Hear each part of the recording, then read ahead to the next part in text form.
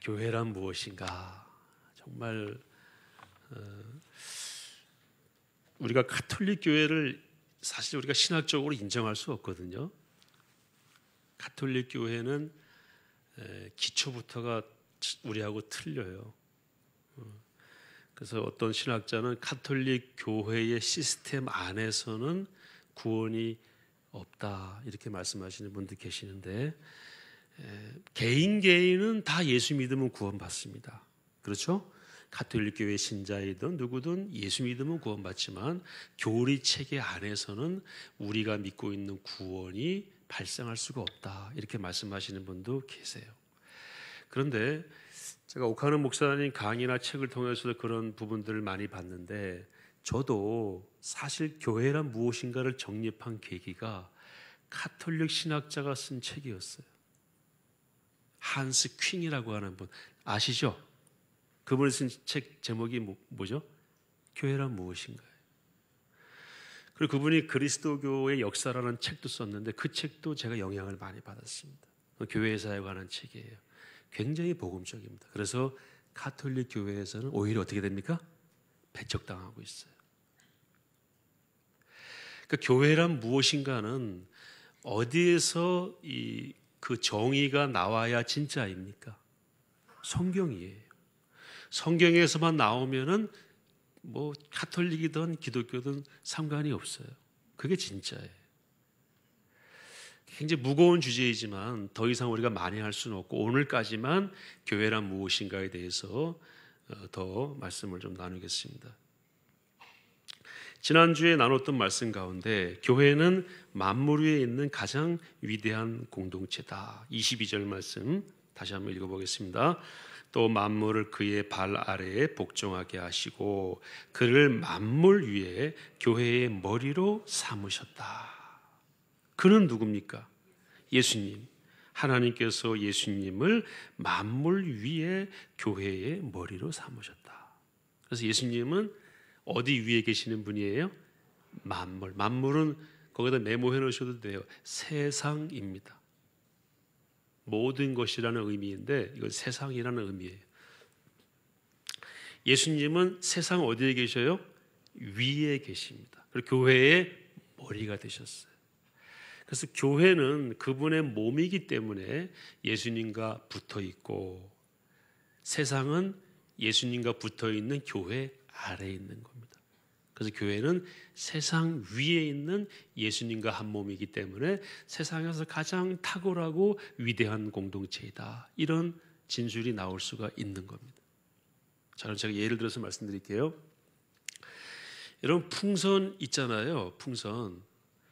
풍선에 우리가 이 폐에서 나오는 바람을 후 불어가지고 놓으면 떨어집니까? 올라갑니까? 떨어지잖아요. 아주 심각하게 안 올라간다고 그러시는데 심각하게 안 올라가는 게 맞습니다. 근데 풍선 가지고 오려다가 찾지를 못해서 못 가져왔는데 바람을 넣어서 놓으면 떨어져요. 빵빵하게 들어가도. 왜 떨어집니까? 아래로. 그 안에 들어간 제 폐에서 나온 공기가 이 세상에 있는 이 지상에 있는 공기보다 무겁기 때문에 떨어지는 거예요. 같거나 무거우면 떨어지게 돼요. 풍선에 무게가 있으니까. 그런데 이 풍선 안에 옛날에 수소가스나 헬륨을 넣은 적이 있었어요. 저희 초등학교 다닐 때는 수소가스를 넣었어요. 굉장히 위험하죠. 그걸 넣으면 어떻게 합니까? 위로 올라갑니다. 놔두면 그냥 한없이 올라가다 터져버리죠. 이 그림 잘 기억해 두시고 제가 드리는 말씀을 이해하시면은 이게 아주 딱 아직까지는 제가 발견한 가장 이해하기 좋은 그림이에요. 교회나 우리는 아무런 힘이 없습니다. 교회는 믿는 자들의 모임이라고 그랬죠? 건물이 아니라고 그랬잖아요. 우리가 이렇게 모여 있어도 아무것도 아니에요. 저도 아무것도 아니에요. 우리가 풍선 껍데기입니다. 풍선 껍데기 안에 채워진 공기 내용에 따라서 얘가 달라지는 거예요. 그래서 우리는 세상 위에 계시는 예수님으로 충만한 교회가 되면은 예수님 때문에 어디로 올라가는 겁니까? 위로 올라가는 거예요. 예수님 때문에. 예수님이 안 계시면 어떻게 됩니까? 순간 세상으로 떨어지는 아무것도 아닌, 성경에 나오는 소금처럼 버리워 밟혀질 수밖에 없는 그런 사람이나 공동체가 될 수밖에 없다는 것입니다. 첫 번째 드리는 말씀은 교회는 가장 위대한 공동체이다. 왜? 우리가 잘났기 때문이 아니고, 우리들이 모여 있기 때문이 아니고, 저나 우리가 모여 있거나 우리는 풍선 껍데기에 지나지 않는데 그 안에 누가 채워져 계시기 때문에, 예수님이 채워져 계시기 때문에 만물 위에 계시는 그분 따라서 우리도 만물 위에, 세상 위에 위대한 공동체가 된다는 것입니다. 그래서 교회는 예수님이 떠나시면 끝이에요. 그래서 우리 어르신들하고 저하고 많은 얘기를 하지 않더라도 공감하는 것이 많은 이유는 우리 안에 서로 누가 있기 때문입니까? 예수님이 계시기 때문에. 저 그림에 보시는 그림, 왼쪽 그림이 세상 위에 예수님이 계시는 거예요. 그러니까 그 예수님과 우리가 가슴에 교회가 있죠? 그의 몸이 교회잖아요. 그러니까 우리도 세상 위에 있는 거죠. 지구를 그냥 제가 세상으로 표현한 겁니다. 그런데 거기서 끝나면 안 되고 23절 말씀이 뭐냐면요. 같이 한번 읽어보겠습니다. 시작. 교회는 그의 몸이니 만물 안에서 만물을 충만하게 하시는 이의 충만함이니라. 아멘. 두 번째 그림이 바로 이거예요. 첫 번째 그림은 교회가 그의 몸이어서 그분 따라서 저 세상 위에 높은 곳에 있는 탁월한 공동체인데, 이분이 또 어디로 들어와 계세요? 만물 안으로 들어와 계세요. 그래서 그분과 함께 지금은 또 두 번째 그림은 어디로 들어와 있는 겁니까? 세상 안에 들어와 있는 거예요. 이걸 한번 정리하겠습니다. 이제 그림 없어도 됩니다. 교회의 존재 또는 위상이 어땠냐라고 물어볼 때에는 교회의 위상은 아주 높다.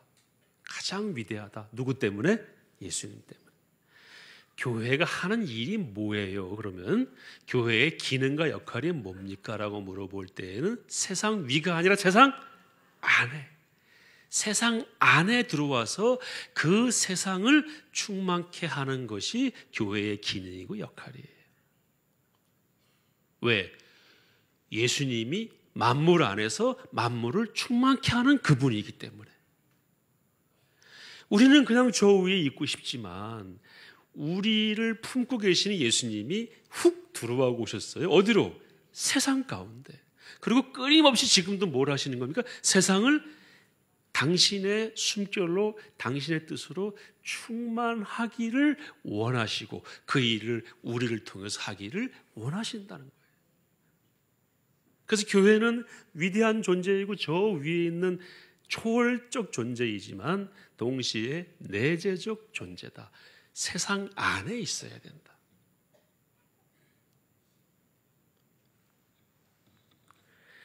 여러분, 좋은 자동차가 있어요. 남자분들은 또 자동차 관심 많으시잖아요. 어릴 때부터 자동차 관심 많죠. 벤츠, 여기 주변에 벤츠 매장 있나요? 모르겠는데 있습니까? 얼마나 차 좋습니까? 이거 얼마나 좋은 거예요? 최고로 좋습니다. 최고로 좋은 차입니다. 아, 그래요? 근데 이거 움직여요? 아니, 못 움직여요. 그거 아무것도 아니죠. 교회가 어떤 공동체? 최고로 높은 공동체입니다. 교회가 하는 일이 뭐죠? 그냥 최고로 높은 거예요. 그러면 교회는 예수님의 교회가 아닌 거예요. 존재론적으로 위상을 얘기할 때는 높고 위대하지만 기능을 못한다면 그건 아무 의미가 없는 거예요. 예수님께서 우리 가운데 오셨잖아요.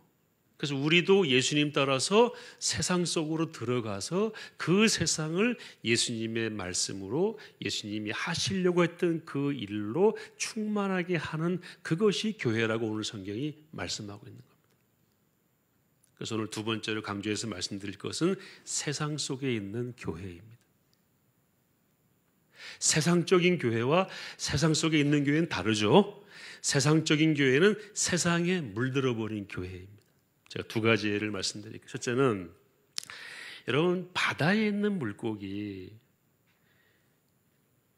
구워서 드실 때 소금을 쳐서 드세요? 그냥 드세요? 그냥 드신다고요? 저한테 좀 알려주세요. 왜 그냥 드시는지. 바다에 있는 물고기 이렇게 구워서 또는 튀겨서 드실 때 거기다 반드시 뭐를 이렇게 치죠? 아니 근데 바다가 짜잖아요. 짠데 얘는 짜질 않아요. 바로 그 원리입니다. 교회가 세상 속에 있지만 세상에 의해서 침투당하지 않았어요. 그게 진정한 교회라는 겁니다. 세상 속에 있지만 세상적이지 않은, 바다에 있지만 바다로 그 살이 다 바닷물에 침투되지 않는, 바닷물을 다 걸러내는 그런 물고기처럼. 또 수영선수 박태환 선수가 금메달을 따려면 첫 번째 뭘 해야 됩니까? 물속으로 들어가야죠. 거기 뺑뺑 돌면 금메달 줍니까? 들어가야죠. 들어갔다고 잠수하면 되겠어요? 계속 물결을 거슬러서 달려야죠. 이게 세상 속에 있지만 세상적이지 않은 교회입니다. 교회가 세상 속에 있다고 해서 세상 걸 다 받아들여서, 제가 똑똑히 기억해요. 오카나 목사님이 생전에 강의하시는 걸 제가 한번 영상으로 본 적이 있는데, 한국 교회의 가장 큰 위기는 교회의 세속화다. 교회가 세상적인 원리를 다 받아들이면은 그냥 몸까지 다 짜버린 먹을 수 없는 물고기와 같이 버려질 수밖에 없다는 것이. 그리고 물속에 들어가서 질주하지 않고 잠수해버리는 세속적인, 세상적인 교회가 되고 만다는 것입니다. 교회는 위대하지만 세상 안에 있다. 이 두 가지가 같이 유지가 돼야 참된 교회입니다. 세상 안에서 우리가 무엇을 해야 될 것인가 하는 것들을 계속해서 고민하고 또 거기에 맞는 일을 하고 역할을 할 때에야 교회가 교회로서의 역할을 감당할 수가 있게 되는 것입니다. 저수지에 대해서 한 말씀 드릴게요. 여러분, 저수지는 높은 곳에 있습니까? 낮은 곳에 있습니까? 낮은 곳에 있다고 그러시는 분들은 저수지를 못 보신 분들이에요. 적당히 낮은 곳에 있고 적당히 높은 곳에 있어야 돼. 왜 높은 곳에 있어야 됩니까? 물을 내려보내야 되잖아요. 저수지가 낮은 곳에 있으면 얘가 물 먹는 하마지 무슨 저수지예요. 너무 높은 곳에 있으면 안 돼요. 물을 모을 수가 없잖아요. 그래서 교회가 높아지더라도 왜 높아져야 됩니까? 아래에 있는 세상을 섬기기 위한 힘을 얻기 위해서 높은 공동체가 돼야 되고, 그리고 모아진 모든 에너지와 역량과 하나님의 말씀으로 새로워진 모든 그 기능들을 아래로 흘려보내면서 세상을 그렇게 적시기 위해서 교회가 위상을 잘 정리해야 된다 하는 말씀을 저수지 이론을 통해서 알 수가 있습니다.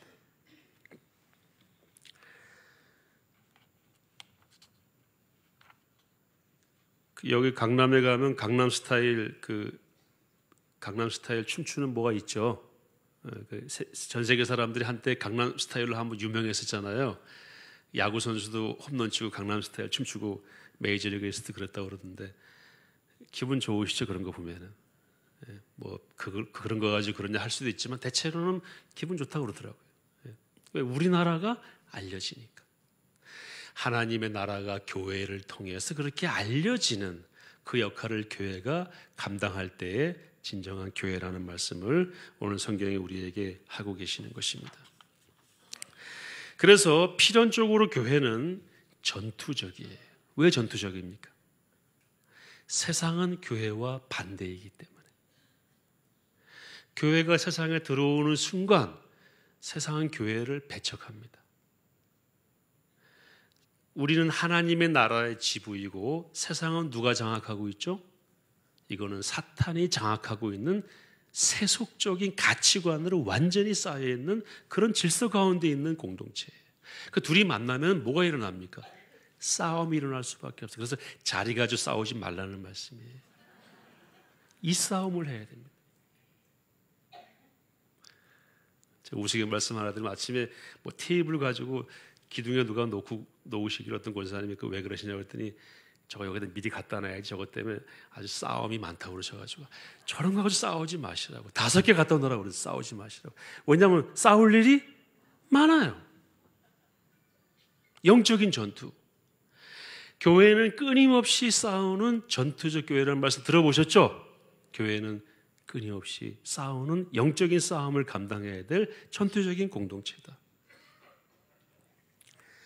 세상과 싸우고 세속적인 가치관과 싸우고 이건 뭐 막 싸운다는 얘기가 아니라 그 견뎌내고 이겨야 되는 그 과정을 싸움이라고 성경은 말씀하고 있어요. 선한 싸움을 싸우라고 그랬죠. 그래서 우리는 뭐라고 표현합니까? 그리스도의 군사다, 그리스도의 병사다, 이런 말씀을 많이 하고 있는 거예요. 사탄이 왕국을 건설해 놨어요. 그래서 하나님의 나라, 하나님의 왕국이 오니까 막 밀어내는 거예요. 여러분, 예수님이 이 땅에 오셨을 때 어떤 일이 일어났습니까? 2살 이하의 남자는 다 죽였어요. 헤롯이. 왜 죽였어요? 성경을 제가 찾아보니까 분해해서 죽였대요. 근데 사실은 두려워서 죽인 거예요. 빨리 찾아오라고 그랬죠. 근데 예수님이 성령의 인도하심 받고 이집트로 피신합니다. 그래서 카이로 가면 지금도 카이로, 이집트 카이로 가시면은 그 예수님이 피신했던 그 가족 교회가 있어요. 거기서 계시다가 오시는데 그 소식을 듣고 헤롯이 분노하면서 2살 이하는 다 죽이라 그래요. 이게 교회와 하나님의 나라를 대하는 사탄과 세속 가치관이 보이는 반응입니다. 우리가 믿음으로 완전히 무장하고 진리의 기둥으로 무장하고 나가면 환영받는 것이 아니라 뭐 할 수 있어요? 배척당할 수 있어요.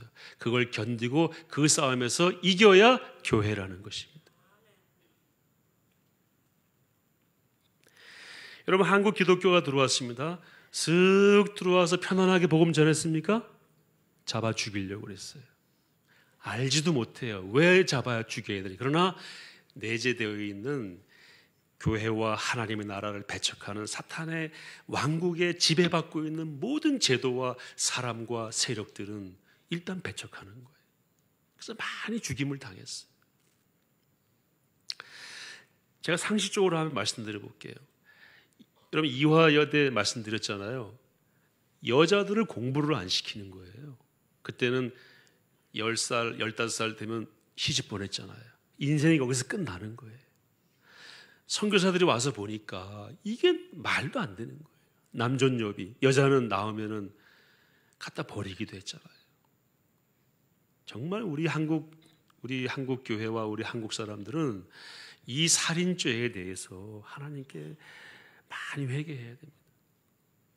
제가 어떤 드라마를 보니까 며느리가 딸 낳고 그 다음 딸을 또 놓으니까 시아버지가 그 영아를 데려다가 죽여버리더라고요. 그 며느리는요, 말도 못해요. 울면서 말도 못해요. 이거와 싸운 거예요. 한국 기독교가, 초대교회가.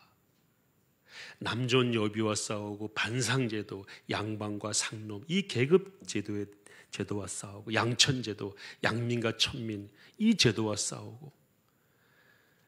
이게 싸움 없이 되겠어요? 엄청 싸웠어요. 물론 치고받고 싸웠다는 얘기가 아니라 기도하면서, 교육하면서, 설득하면서, 이화여고 학생들한테, 이화여전 학생들한테 방학 때 가면은 부모가 시켜도 결혼하지 마라. 너희도 결혼하면 안 된다. 교육을 더 받아야 된다. 그래서 그래도 많이 결혼했대요. 그리고 안 오는 거예요. 그래서 이화여대는 지금도 결혼을 아직도 못 시키죠? 못 하죠? 아직도 지금 합니까? 싸운 거예요, 그게. 그래서 하나하나 이겨나간 거예요.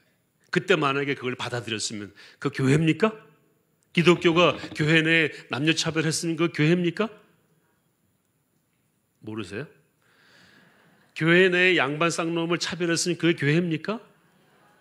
아니죠. 복음이 들어와서 종과 주인이 함께 예수님을 믿었는데 그 종이 먼저 장로가 되고 그 주인이 그 장로님을 종이 되어 섬기는 일이 있었잖아요, 실제로.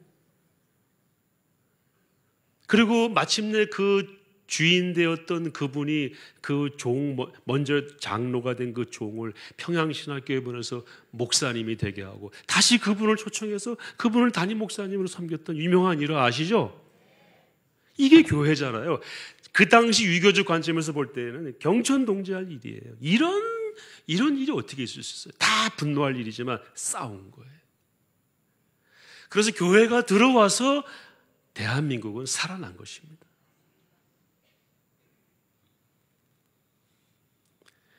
지금도 싸워야 될 일이 많이 있어요. 제가 여러 번 말씀드렸지만 진리를 들고 나서면 꼭 반대파가 있습니다. 그래서 우리가 복음을 가지고 세상을 변화시키려고 하면은 각오를 해야 됩니다. 그냥은 안 됩니다. 이렇게 제가 말씀드릴 수 있어요. 진리는 대결을 동반한다. 한번 따라해 보세요. 진리는 대결을 동반한다. 진리를 들고 나서면 대결자가 붙는다는 거예요. 편안하게 진리가 먹힐 거라고 생각하시면 안 됩니다. 그래서 예수님께서 성경 말씀에 선한 싸움을 싸우라. 진리로 허리띠를 동이라. 에베소서의 맨 마지막은 전신갑주로 무장하라. 영적 싸움을 싸우라고 말씀하고 있는 거예요. 저는 이 싸움을 싸우는 교회가 진정한 교회고 이 싸움을 싸우는 교회가 하나님께 쓰임받고 이 싸움을 싸우는 성도가 하나님께 쓰임받고 칭찬받는 성도가 된다고 믿습니다. 예수님이 이런 말씀하셨어요. 마태복음 10장 34절. 준비됐으면 자막 한번 띄워주실까요? 시작. 내가 세상에 화평을 주러 온 줄로 생각하지 말라. 화평이 아니요 검을 주러 왔노라. 아멘. 예수님이 복음을 전하면 싸움이 일어난다는 거예요. 너 좋고 나 좋고가 아니라고 그랬죠? 우리말에 그런 말 있잖아. 너 좋고 나 좋고 누이 좋고 애부 좋고 다 좋게 좋게 가자. 아니에요. 기초가 뭐가 돼야 됩니까? 진리. 하나님 말씀이 아니면 다 죽게 됩니다. 그래서 우리 선교사님들이 싸운 거고 목사님들이 신사참배에 굴하지 않고 싸우고 순교하고 어려움을 당했지만 지켜낸 거예요.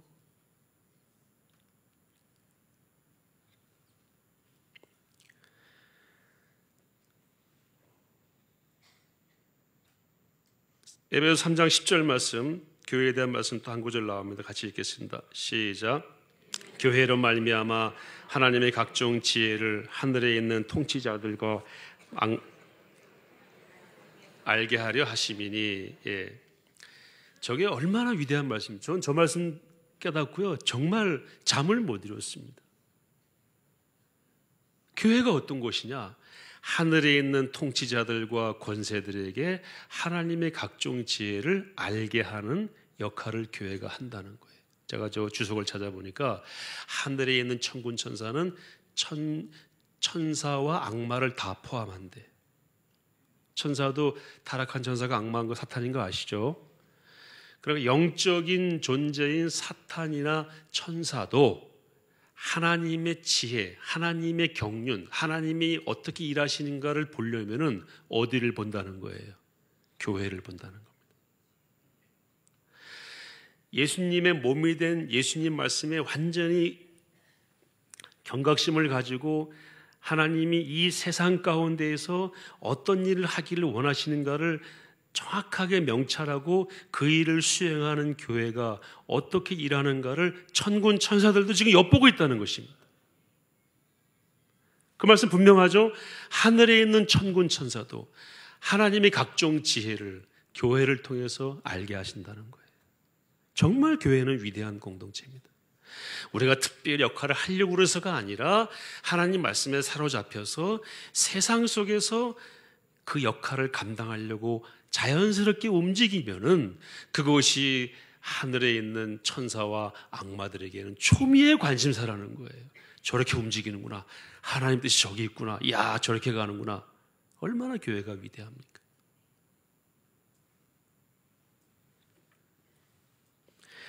교회는 하나님의 뜻이 막 이렇게 오는데요. 그것을 이렇게 보여드리는 스크린과 같습니다. 여기 뭐가 막 비치는데 안 보이시잖아요. 여기 스크린이 없으면 안 보이는데 저게 딱 있으면은 선명하게 보이잖아요. 사람들이 하나님이 어디 계셔? 하나님이 기뻐하시는 게 뭐야? 하나님이 좋아하시는 게 뭐야? 궁금할 때 교회가 딱 보여주는 것. 이거야 하나님이 좋아하시는 것. 근거구절 로마서 12장입니다. 12장 2절 말씀. 시작. 너희는 이 세대를 본받지 말고 오직 마음을 새롭게 함으로 변화를 받아 하나님의 선하시고 기뻐하시고 온전하신 뜻이 무엇인지 분별하도록 하라. 아멘. 저 분별하도록 하라는 입증하도록 하라는 뜻이에요. To prove, 영어로 이렇게 되어 있습니다. 다시 한번 보시면은 너희는 이 세대를 본받지 말고, 본받으면 안 돼요. 오직 마음을 새롭게 함으로 변화를 받아 하나님의 뭐죠? 선하시고 기뻐하시고 온전하신 뜻이 무엇인지 증명해라. 하나님이 뭘 선하다 하시고 뭘 온전하다 하시고 뭐를 기뻐하시는지를 교회가 하는 일을 통해서 입증해라. 이것입니다. 교회가 없으면 그걸 알 길이 없다는 거예요.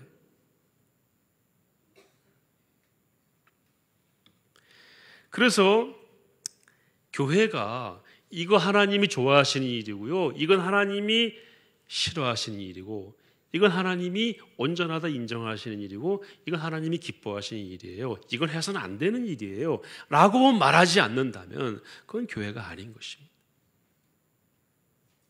침묵하는 교회는 비겁한 교회입니다. 아멘이신가요? 우리가 이 일을 놓고 기도하며 우리 역할을 해야 됩니다. 연세가 드셔도 이건 하셔야 됩니다.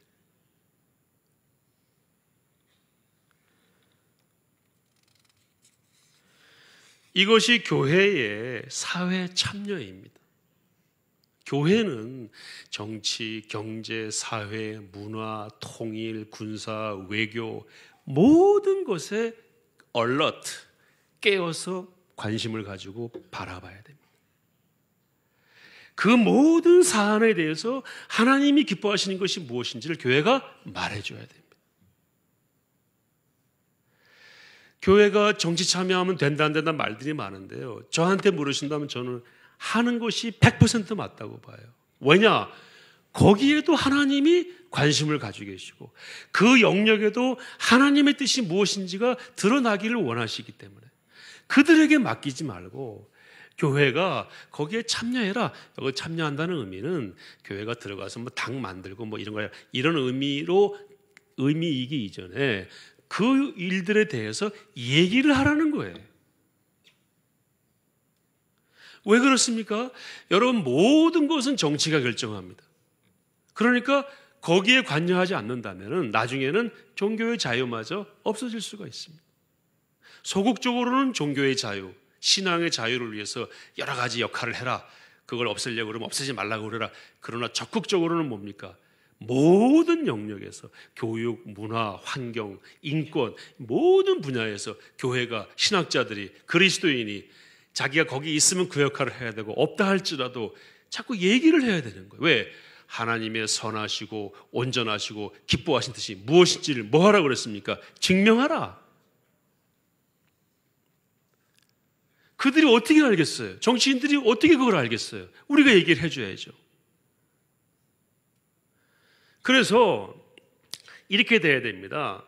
정치인들이나 경제인들이나 교육하는 분들이나 이런 분들이 무슨 큰 결정을 앞두고 교회에게 물어봐야 됩니다. 이거 괜찮겠어요? 아주 이상적인 사회죠. 적어도 눈치를 보게 만들어야 됩니다. 이거 했다가 교회가 반발할 텐데 물어보자. 이렇게 돼야 됩니다. 이러면 좋은 사회가 될 수 있고 교회가 사심 없이 사투리에 따라서 결정하지 않고 사심 없이 하나님의 뜻에 맞게 조언해주고 이래야 우리가 삽니다 라는 얘기를 해줄 때 교회가 세상 안에 있는 교회라는 것입니다. 왜요? 예수님은 교회만 충만하게 하시는 분이 아니라 세상을 충만하게 하시는 분이고 그분이 교회 안에 있다면 그분 때문에 교회가 나가야 된다는 거예요. 저 주현종은 정치에 관심 없습니다. 만약 그렇다 할지라도 예수님이 제 마음에 들어오면은 관심 있어야 돼요? 없어야 돼요? 있어야 됩니다. 누구 때문에? 예수님 때문에 다시 태어났잖아요.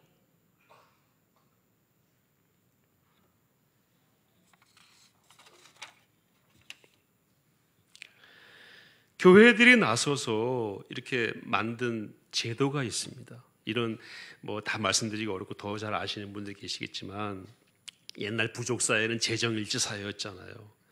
제사장, 왕 역할을 혼자 다 했어요. 그건 우리가 지금 받아들이기 어렵습니다. 그리고 종교개혁을 지나며 개혁 사상에 기초해서 새로운 정치 체제가 나온 것이 공화제, 그리고 자유민주주의, 그리고 시장 경제입니다. 공화제는 뭡니까? 삼권이 분립이 돼 서로 조화를 이룬다. 커먼웰스라고 하는 건 이거는 영국 청교도 혁명을 통해서 나온 거예요. 삼권 분립. 몽테스큐에가 완성했지만 입법, 사법, 행정은 분리해야 조화를 이루고 어느 한쪽으로 치우치지 않고 그래도 좋은 사회를 만들 수가 있다.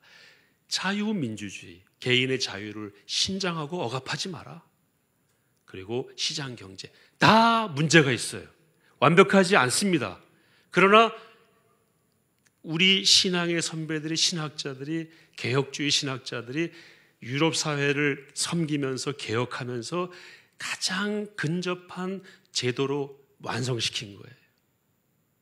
그래서 이걸 받아들인 나라들이 전 세계에 영향을 줘서 그 영향을 우리도 받았죠. 그러나 제가 다시 말씀드리지만 완벽합니까? 완벽하지 않습니까? 완벽하지 않아요. 가장 완벽한 것은 데오크라시라고 합니다. 하나님이 직접 통치하시는 건데 지금 하나님이 그 통치하지 않으세요. 누굴 통해서? 교회를 통해서, 세우신 정치인들을 통해서 일하시기를 원하십니다. 데오크라시는 하나님 직접 나타나셔가지고 이거 해, 저거 해, 누구 찍어 이렇게 하시는 건데 하나님이 그렇게 안 하세요. 지금. 왜? 이미 다 여기에 담아 놓으셨잖아요. 여기에. 이거 봐라 이거. 이걸 보면 다 나와 있다. 그래서 그 말씀으로 정리해서 만든 것이 아까 말씀드린 대로 시장경제, 자유민주주의, 그리고 공화제입니다. 완벽하지 않다 그랬죠? 절대 오해하지 마세요. 완벽하지 않기 때문에 계속 고쳐나가야 돼요. 나라마다 다르고 지역마다 다르고 문화마다 적용할 때마다 생기는 문제가 다를 수 있어요. 그런데 문제는 뭡니까? 이거를 완전히 무시하고 더 완벽한 제도가 있다라고 하는 건 거짓말이에요. 그런 건 존재하지 않습니다. 그것이 문제예요. 제가 지도를 한번 국기를 한번 보여드릴게요. 제가 설교 준비하면서 찾아보니까 국기에 십자가가 들어간 나라들입니다. 저 나라들이 아까 말씀드린 종교개혁을 통해서 기독교를 받아들이며 야만국가가 문명국가가 되고 독재국가가 자유민주주의 국가가 되면서 저의 국기를 바꾼 거예요. 스페인은 국장에 십자가가 있더라고요. 조그만하게. 러시아에도 십자가가 있어요.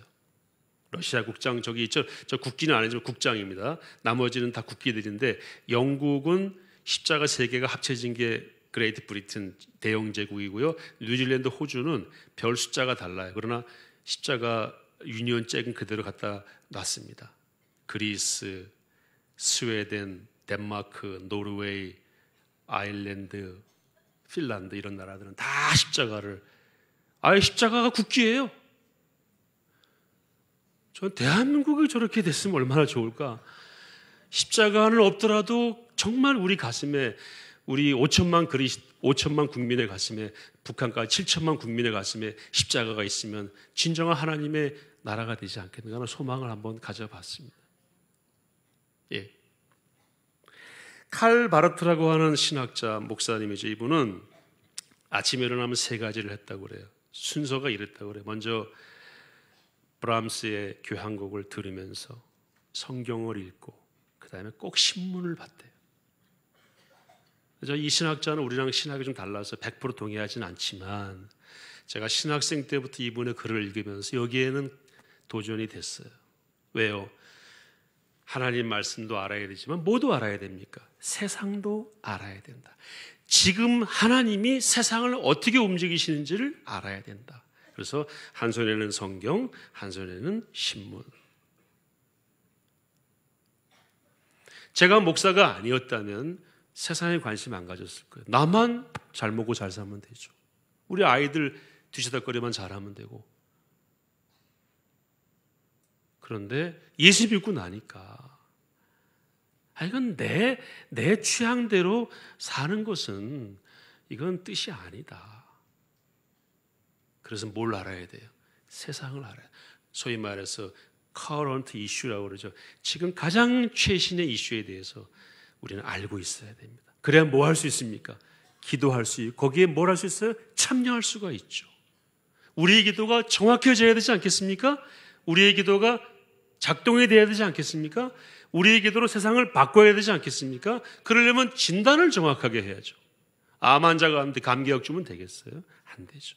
세상은 지금 암으로 쩔어 있는데 감기약 주겠다고 나서면 되겠어요? 세상을 정확하게 알아요. 그래서 여러분, 제가 어떤 분에게 우스갯소리로 성경을 하루 8시간 읽는다 그러죠. 그 4시간만 읽고 4시간은 다른 책도 보시고 세상을 좀 보시라고. 우리는 고립된 개토에 사는 사람들이 아니고 어디에 있어요? 세상 안에, 세상 속으로 보내진 받은. 그래서 우리가 예배 끝나고 주일 예배 끝나고 담임 목사님 우리는 세상 속으로, 우리 교회 사랑의 교회 그 고백에도 나와 있잖아요. 세상 속으로 보냄받은 그리스도의 제자입니다.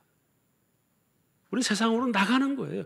세상을 알아야 돼요. 거기를 정복해야 되고 그 현장에서 싸움에서 승리해야 됩니다. 이것이 교회와 그리스도인이 해야 될 역할이고 교회의 위상인 것입니다. 하나만 정보를 드리고 말씀 마무리하겠습니다. 제가 자료를 찾아보니까요, 우리나라 최초의 제도권 정당이 기독교 민주당이었더라고요. 우리나라 정당사에 처음 등록된 정당이 기독교 민주당이에요. 1945년 9월에 해방 직후에 한경직 목사님을 중심으로 이 나라가 기독교 국가가 되어야 되겠다. 그래서 만든 정당이 어떤 정당보다 먼저 등록된 정당이라는 사실을 제가 정보를 하나 드릴게요. 그리고 김군 선생님이 정동교회에서 10여 년 동안 주일학교 교사를 했는데 그 교사할 때 한 설교가 이거였대요. 경찰서 10개보다 교회 하나가 더 낫다. 왜? 교회가 이렇게 역할을 하게 되니까. 여러분, 이런 교회가 될 수 있기를 축복합니다. 이런 교회를 누가 만듭니까? 우리가 만드는 것입니다. 마지막 에베소서 6장 11, 12절 말씀 같이 보시겠습니다. 시작. 마귀의 관계를 능히 대적하기 위하여 하나님의 전신갑주를 입으라. 우리의 씨름은 혈과 육을 상대하는 것이 아니요 통치자들과 권세들과 이 어둠의 세상 주관자들과 하늘에 있는 악의 영들을 상대함이라. 아멘. 에베소서의 말씀은 이 선한 싸움을 위한 영적인 갑옷을 입으라고 주문하고 있습니다. 이 갑옷을 다 입으시는데 모든 게 다 방어 무기인데 단 하나가 공격 무기죠. 뭡니까? 성령의 검, 곧 하나님의 말씀을 가져라. 이 말씀으로 무장해서 승리하십시오.